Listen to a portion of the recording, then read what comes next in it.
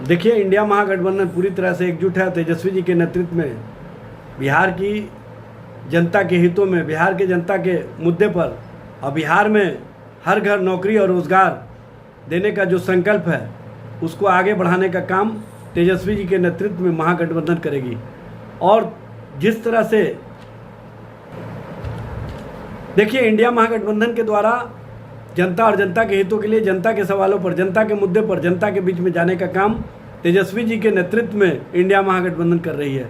और इंडिया महागठबंधन हर घर नौकरी रोजगार, महिलाओं के मान सम्मान, महिलाओं की सुरक्षा और महिलाओं को हर स्तर पर हर तरह की सुविधाएं मिले, आर्थिक न्याय मिले, इस दिशा में हम आगे बढ़ कर के काम कर रहे हैं। शोषितों, वंचितों, पिछड़ों, अति पिछड़ों, दलितों, आदिवासियों को न्याय मिले और आरक्षण की व्यवस्था को बढ़ाकर 75% किया जाए, इस संबंधों में हम जनता के बीच में जा रहे हैं। जनता के द्वारा जिस तरह से व्यापक रूप से समर्थन और विश्वास इंडिया महागठबंधन के प्रति दिख रहा है, यह स्पष्ट रूप से इंडिया महागठबंधन तेजस्वी जी के नेतृत्व में जो बदलाव की बयार बह रही है उसको जनता और जनता के माध्यम से 14 नवंबर को बिहार में बदलाव के कारक के तौर पर तेजस्वी जी के नेतृत्व में बेहतर और रोजगार वाली सरकार बनेगी।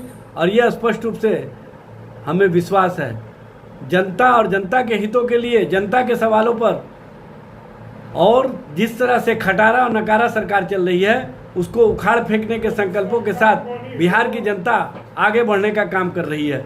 और बिहार की जनता का जो विश्वास और समर्थन है वह स्पष्ट रूप से दिख रहा है। चले जाइए अभी।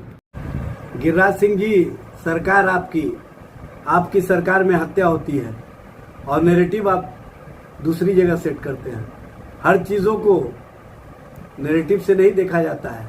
अपराध अपराधियों का बोलबाला है। बिहार में सरकार का इकबाल समाप्त हो गया है। बिहार में सरकार के स्तर से संरक्षित अपराधियों का बोलबाला है।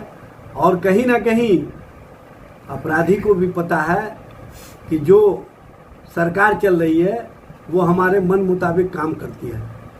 सरकार में बैठे हुए लोग अपराधियों को संरक्षित करते हैं। बिहार में स्थिति ये है कि अपराधी मस्त हैं, शासन और प्रशासन के लोग पस्त हैं और सत्ता में बैठे हुए नेता पदाधिकारी मलाई काटने में व्यस्त है। और स्पष्ट रूप से अपराधियों को ये बात समझ में आ गई है कि सैया भय कोतवाल तो अब डर काहे का।